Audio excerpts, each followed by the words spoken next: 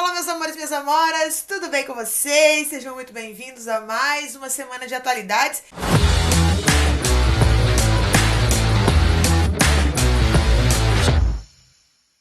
E mais uma semana de quarentena, isso mesmo, né? O Focus Concursos aí fazendo a sua colaboração, deixando com que os seus professores fiquem em casa, gravando seus conteúdos, sempre que possível, é claro, nem sempre possível, mas nós estamos aqui, mas o fato de estar em casa não significa que nós estamos parados, muito pelo contrário, nós estamos produzindo muito conteúdo, nós continuamos com as nossas aulas semanais aqui, nós continuamos, inclusive, nós intensificamos as nossas lives, que acontece também no nosso Instagram, todos os dias no Instagram do Focus Concursos, tenho a equipe maravilhosa do Focus Concursos debatendo aí sobre os principais concursos que tá rolando no Brasil, que tá com o edital aberto, que tá todo mundo no aquece, né? Bom, e nós estamos aqui hoje para dar aula de atualidades para vocês. Estou aqui, para quem não me conhece, eu sou a professora Carla Kurz, trabalho já há um tempinho aqui no Focus, né? Um tempinho, assim, com atualidades. Os nossos alunos estão indo muito bem nas provas de atualidades e isso mostra, né, que o nosso método aqui, ele funciona, né? A galera aprende atualidades, tanto para a prova de atualidades em si, quanto que é uma coisa nova, não nova, mas uma tendência nas bancas atuais, é utilizar assuntos da atualidade para a sua redação, o que faz com que muitos alunos procurem cada vez mais as aulas de atualidades e principalmente aqui as aulas de atualidades do Focus Concursos, porque a gente sempre traz conceitos, discussões, perspectivas distintas para que você possa argumentar lá na sua redação que tenha atualidades, um tema de atualidades, beleza? E por conta disso, hoje nós vamos falar sobre um assunto muito importante, tá? Um assunto que você deve, inclusive, estar aí em dúvida, que é qual é a diferença entre o lockdown e a quarentena. De tempos em tempos, acontecem algumas coisas no Brasil que acabam fazendo com que o brasileiro tenha que utilizar alguns termos em inglês, que deixam o brasileiro confuso quanto ao que significa, né? Ou como que se escreve, ou como que se fala, né? Como é o caso do impeachment, das fake news, do WhatsApp, que virou Zap Zap aqui, e agora nós temos o lockdown, né? Que significa fechamento total em inglês. Você deve ter passado a semana ouvindo falar sobre o lockdown e provavelmente sabe que se trata de uma medida para conter o coronavírus. Mas afinal, qual é a diferença entre o lockdown e a quarentena, já que ambos são medidas para conter o coronavírus?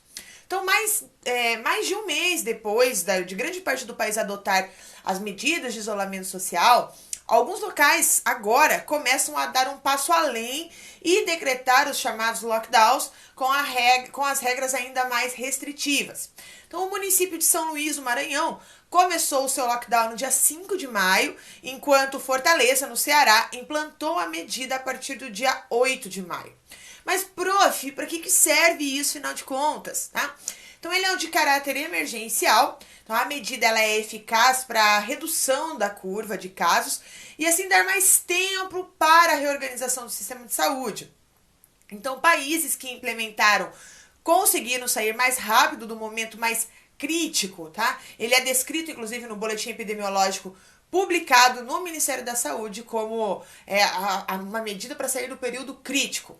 E a gente faz, nações que fizeram isso, como a Itália, como a China, como os Estados Unidos, a Espanha, eles restringiram a circulação das pessoas mesmo.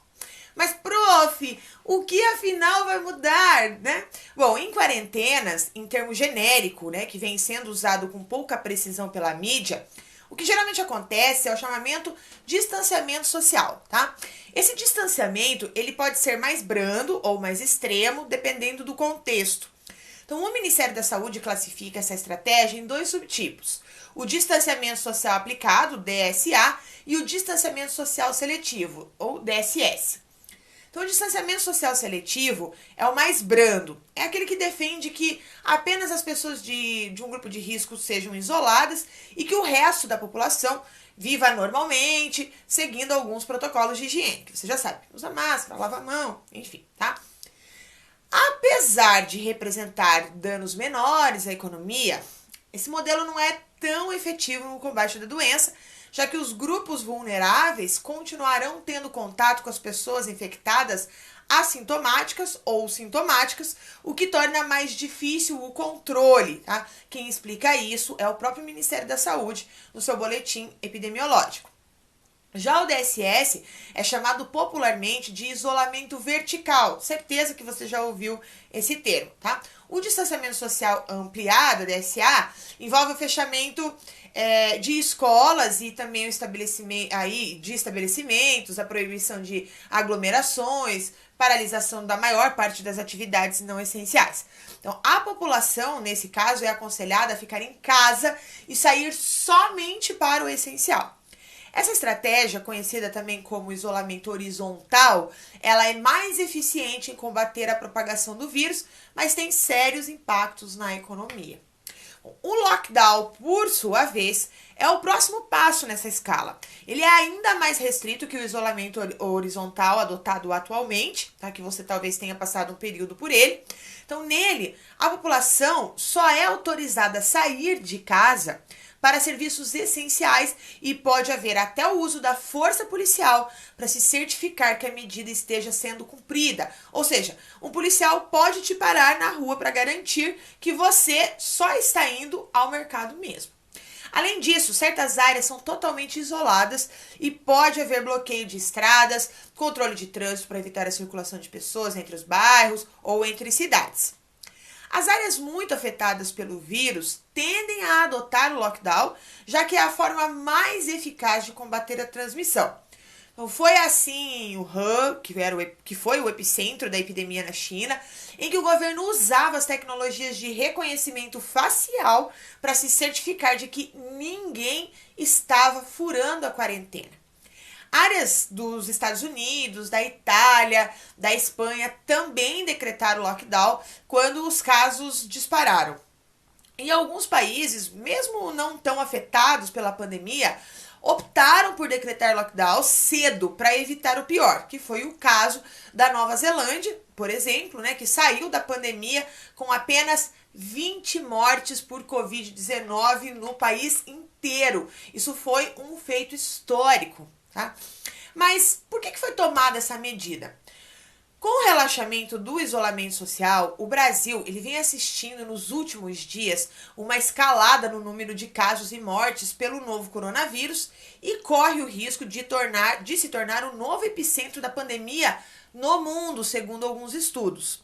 Sem condições de atender a todos os doentes, estados que apresentam sinais de colapso no sistema de saúde estão recorrendo a medidas mais duras do isolamento social, como é o caso o lockdown. Tá? Então, trata-se de um bloqueio total das atividades, o que implica efetivamente no fechamento de todos os serviços não essenciais e o controle de circulação de pessoas e veículos. Para sair de casa, os moradores precisam ter uma justificativa, como ir ao mercado ou ir à farmácia e apresentar autorizações e documentos para chegar ao trabalho. Com quase 100% de ocupação dos leitos estaduais de UTI, Unidade de Terapia Intensiva, a cidade de São Luís do Maranhão começou a aplicar, como eu disse antes, no dia 5 de maio, o primeiro lockdown do país. Dos 161 leitos, apenas 3 estavam livres na capital do estado no dia 4 de maio, ou seja, o dia anterior ao lockdown. Um decreto assinado pelo governador Flávio Dino, do PCdoB, para o bloqueio de São Luís e de mais 3 cidades vizinhas, por sua vez, vai durar aí um período de 10 dias e atendeu a uma determinação da Justiça Estadual a pedido do Ministério Público. Em sua decisão, o juiz Douglas de Melo Martins afirmou que direitos como de ir e vir não são absolutos. Segundo o magistrado, o mais importante no momento é assegurar a saúde da coletividade, utilizando-se dos meios necessários para evitar a proliferação da doença, mesmo que isso signifique privar momentaneamente o cidadão de usufruir em sua plenitude certas prerrogativas individuais. Na terça-feira, no dia 5, o Brasil registrou 600 novas mortes. Foi o maior registro da série histórica num período de 24 horas. No momento em que eu gravo essa aula agora, o Brasil tem 10.627 mortes e 155.939 casos confirmados da doença, segundo os dados divulgados pelo Ministério da Saúde. A explosão dos casos pode ser explicada pelo relaxamento das medidas de isolamento social, como eu disse, que estavam fazendo aí com que o país conseguisse desacelerar a epidemia. Os resultados dessa estratégia, no entanto, só são sentidos algumas semanas depois, tá? Quando os efeitos se refletem nos números de casos e mortes. Então, por isso, muitas vezes, as pessoas decidem sair de casa acreditando que o perigo passou. Estados e municípios já haviam decretado restrições para a abertura de serviços não essenciais. Agora, a diferença é que o lockdown limita a circulação de pessoas com sanções para quem descumprir as regras. O bloqueio total foi usado, como eu já disse, em países como a China, como a Itália, como a Espanha, que ajudou a desacelerar os casos nesses países. No Brasil, o próprio apoio às quarentenas, inclusive, caiu, tá? Segundo uma pesquisa feita pelo Datafolha. No começo de abril, 60% dos entrevistados apoiavam a medida. No final do mês, o número passou para 52%, uma queda de 8 pontos. Bom, vamos entender o caso do Maranhão.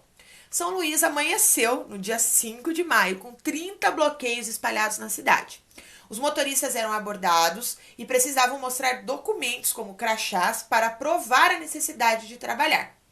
Os veículos ficaram impedidos de entrar ou sair da cidade, com exceção de caminhões, ambulâncias e carros transportando pacientes ou profissionais de segurança. Por determinação da Justiça, quem for pego circulando sem justificativa pode ter de responder por infringir determinação do poder público destinada a impedir a introdução ou propagação de doença contagiosa. Por esse motivo de crime, a pena prevista é de detenção de 1 mês a 1 ano mais multa. No primeiro dia da medida, pessoas estavam praticando esporte em área pública, elas foram orientadas a voltar para casa. Estabelecimentos como bancos, lotéricas só foram autorizados a realizar o pagamento do auxílio emergencial, salários e benefícios sem lotação de pessoas. Então, todos os que saírem de casa na cidade precisam usar máscaras, tá? Bom, o estado do Maranhão registrava 4.530 casos e 271 mortes pela doença até terça-feira do dia 5. Um estudo da Fiocruz, que é a Fundação Oswaldo Cruz, de abril, citado pelo Ministério pelo Ministério Público para embasar o pedido do lockdown, apontou que o estado apresentava o maior ritmo de crescimento do total de mortes pela Covid-19 do país, com uma duplicação de casos a cada 5 dias. Então, para o órgão, o bloqueio visa uma restrição de convívio social de no mínimo 60% para tentar segurar a propagação do vírus. Mas, como você deve saber, houve uma contestação da medida, Como que foi isso? Tá, calma que eu vou te explicar. Segundo alguns especialistas em direito, a decisão de adotar o lockdown não deveria ter partido da justiça, e sim do executivo, ou seja, do governador e dos prefeitos. Ao determinar o bloqueio de São Luís, o juiz estaria violando o princípio de separação entre os poderes e interferindo numa questão de planejamento da saúde que não é própria do judiciário.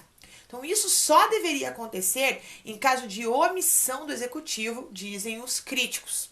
Comenta aí o que você acha. Comenta aí que você pode fazer isso e é bem legal porque enriquece o nosso discurso aqui, tá? E a nossa discussão. Então, quem concorda com a medida, inclusive, afirma, entretanto, que cabe ao Ministério Público defender os interesses sociais e que a justiça acertou em proteger vidas e saúde pública. E aí, você tá do lado de quem? Conta pra mim. Bom, por causa da sua decisão, o juiz Douglas de Mello Martins, que chegou a dizer que o maranhense estava brincando com a gravidade da doença ao não levar a sério as recomendações da Organização Mundial da Saúde, afirmou no dia 4 de maio ter recebido ameaças de morte pelas redes sociais, tá? Então o caso agora ainda está sendo investigado. Aí você fala assim: prof, e como está o lockdown em outros estados? Então tá bom, agora nós vamos falar do Ceará. Em decisão conjunta, o governador Camilo Santana, do PT, e o prefeito de Fortaleza, Roberto Cláudio, do PDT, decidiram pelo lockdown na capital do estado a partir de sexta-feira, do dia 8 de maio, por um período de 12 dias. Eles evitaram usar o termo em inglês, e chamaram de medida de isolamento social rígido. As restrições mais brandas de isolamento social nas outras cidades foram prorrogadas até o dia 20 de maio. O Ceará tinha 1.114 mortes e 16.692 casos registrados até o domingo do dia 10 de maio. Vamos falar agora do Pará. O governador Helder Barbalho, do MDB, decretou o bloqueio total de 10 cidades do estado, incluindo Belém, na terça-feira, dia 5 também. A medida começou na quinta-feira, na verdade, dia 7 de maio, e também vale por 10 dias. Até sexta, o Pará tinha 574 óbitos e mais de 6 mil infectados. Vamos para o Amazonas. O Ministério Público do Estado pediu à Justiça, na terça-feira, dia 5, que obrigue o governo do Amazonas e a Prefeitura de Manaus a decretarem, no prazo de 24 horas, o bloqueio da capital por 10 dias, sob pena de multa diária de R$100 mil. O governador Wilson Lima, do PSC, já havia ameaçado em abril adotar o lockdown, mas não levou a medida adiante. Com seus sistemas de saúde e funerário em colapso, o Amazonas registrava 1.004 casos do total de mortes até o dia 10 de maio.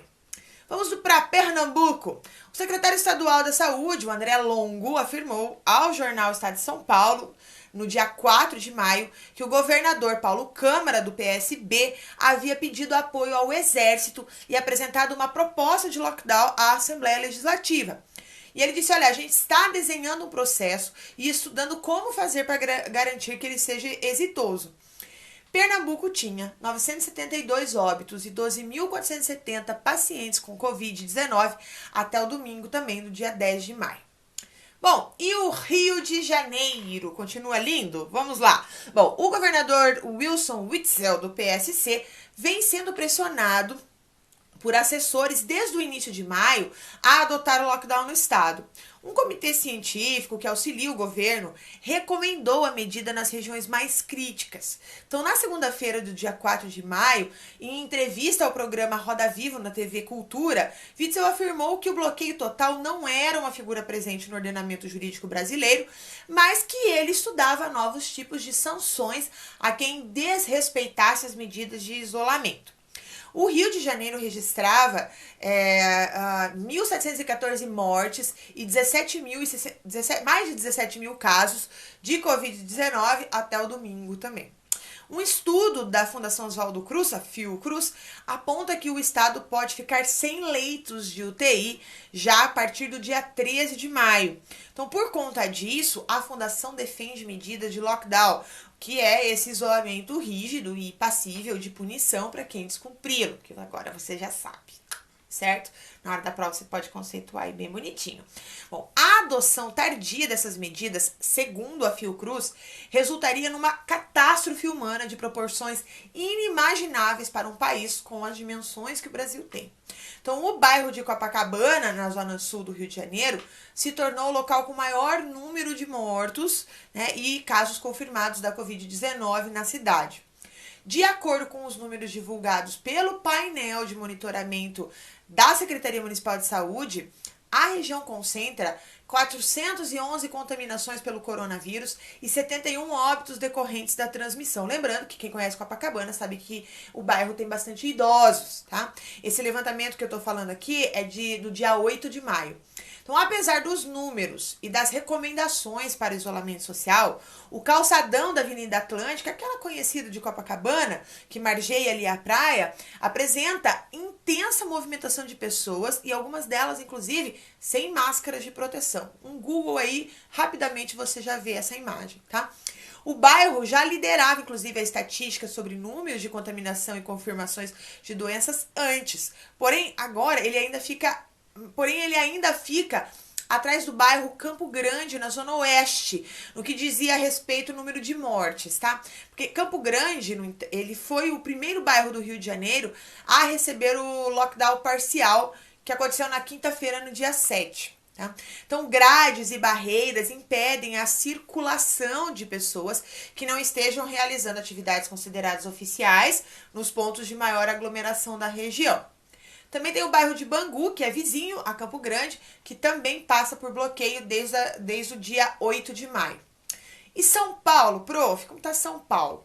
Bom, após determinar a prorrogação da quarentena em São Paulo até o dia 31 de maio, o governador João Dória disse que pode adotar medidas mais críticas como o lockdown, caso encare-se como uma medida necessária para o combate à pandemia do novo coronavírus, né, no estado. Segundo ele, a medida poderá ser adotada até mesmo antes do dia 31 de maio, que é o período previsto para acabar a quarentena no estado.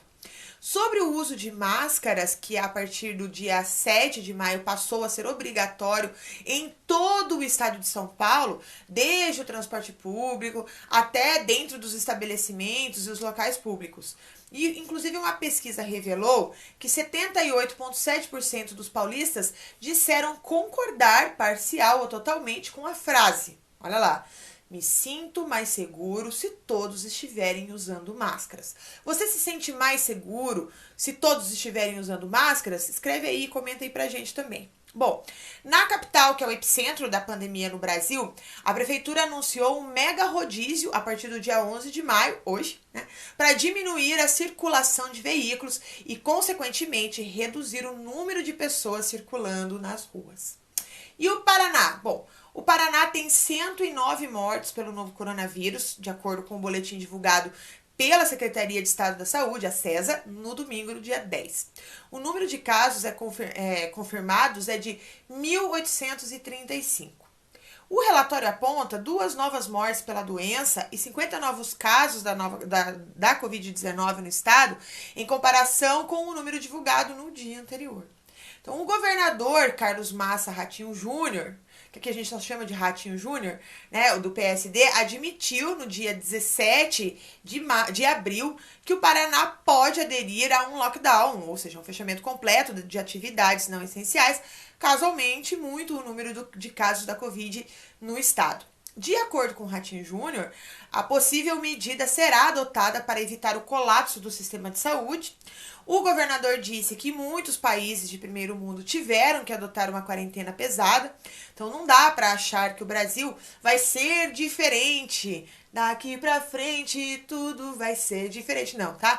Porque ele diz assim, olha, se aconteceu na China, na Itália, na Espanha, nos Estados Unidos, até o estado de Nova York, nos Estados Unidos, que é o mais rico, só o estado é mais rico que o Brasil inteiro, entrou num colapso. Então não dá pra achar que a gente vai passar tranquilamente por isso. E ele afirmou que se começar a ter um volume de pessoas infectadas e começar a entrar em colapso o sistema de saúde no Paraná, que é um bom sistema de saúde, tá? Se o vírus começar a ter uma velocidade grande de contágio, sim, o Paraná vai adotar uma quarentena mais pesada, que é o caso fechar tudo, né? Disse o governador que seria o lockdown, né? Essa quarentena mais pesada, ele está se falando do lockdown. Só em termos de atualizações, no Paraná nós estamos aqui no décimo lugar no ranking de vítimas por coronavírus, mas o prefeito de Curitiba, a capital, afastou a hipótese até o momento. Prof, como está o debate no Brasil?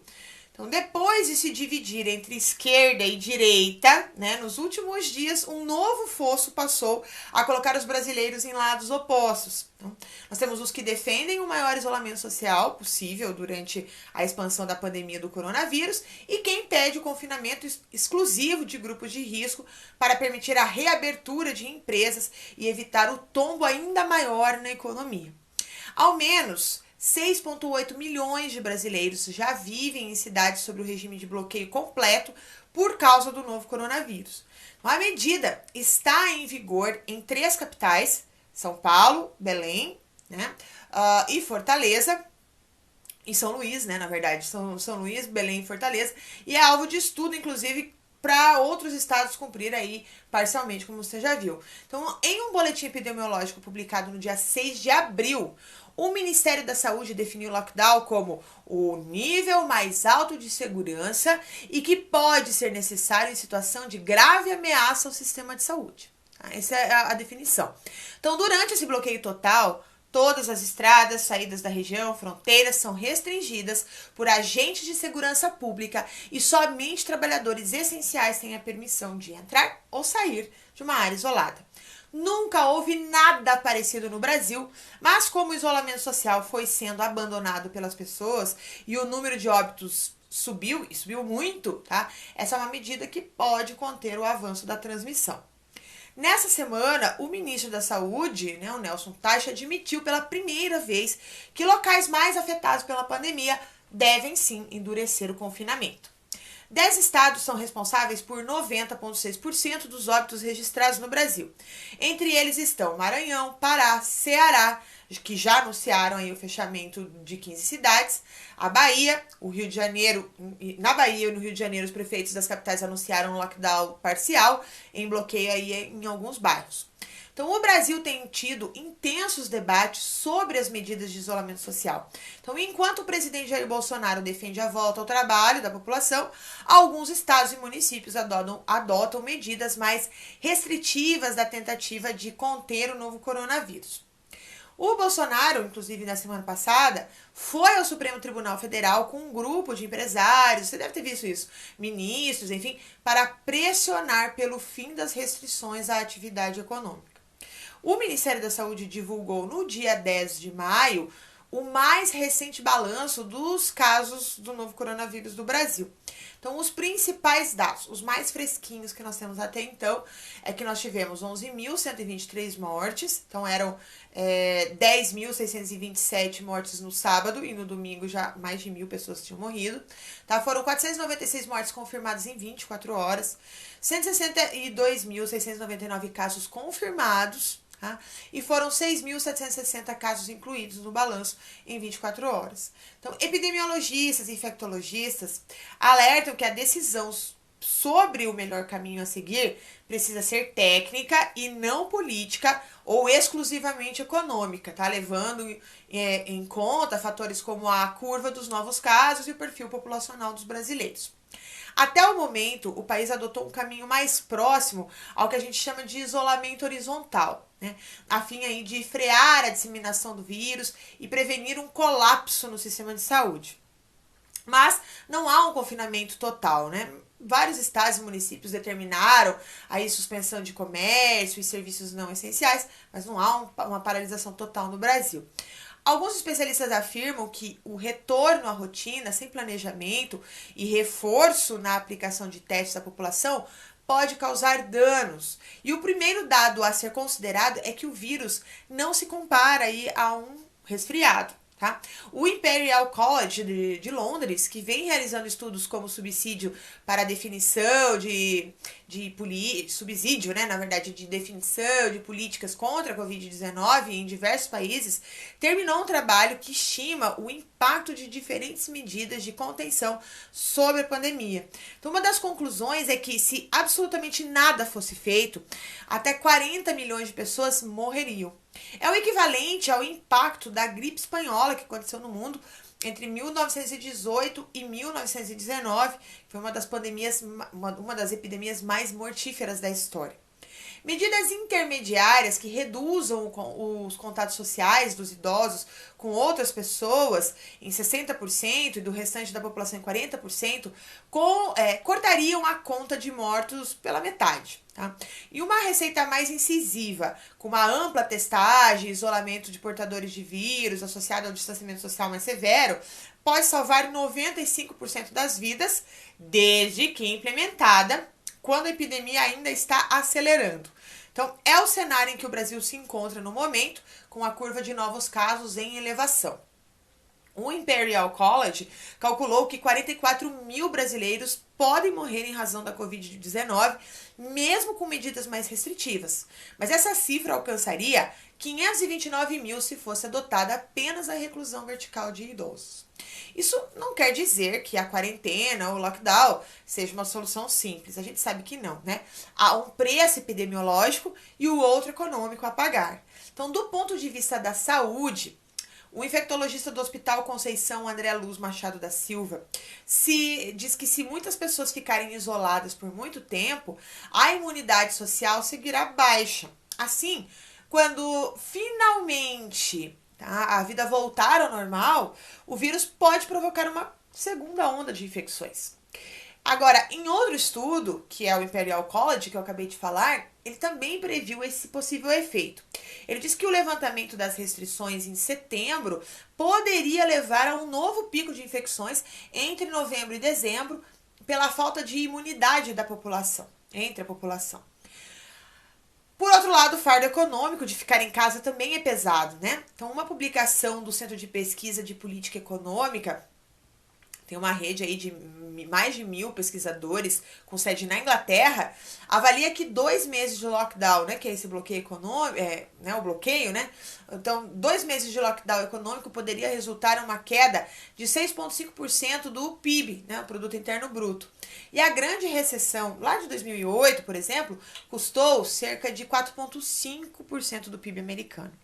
O isolamento generalizado mantido por muito tempo tem um impacto social significativo, certo? Então, por isso que a gente tem que tomar aí os cuidados e por isso que fica tão, muitas vezes, difícil de avaliar o que nós temos que fazer, né? Nos isolarmos completamente, fazer o lockdown, fazer imunidade de rebanho. Bom, vamos lá. Fica com você aí comentar qual seria, se você fosse o Bolsonaro, o que você faria? O que você orientaria os governadores? O que você orientaria os empresários a fazer diante desse cenário?